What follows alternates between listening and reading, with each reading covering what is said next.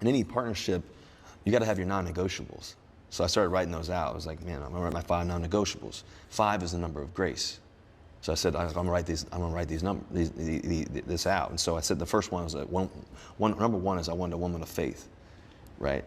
Somebody who was equally yoked and somebody who believed in Jesus and everything else the same way. Number 2 is I wanted a woman who was faithful, not just to me, but also faithful to everything that she's doing.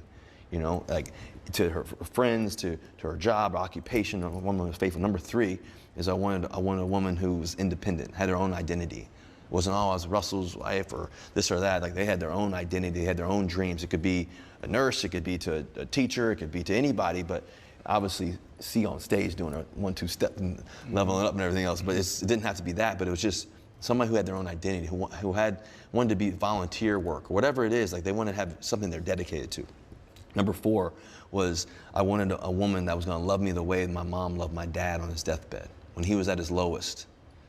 My dad used to always say, son, your mom is going to be able to take care of you.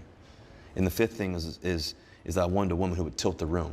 When she walks in the room, all the furniture would slide her way.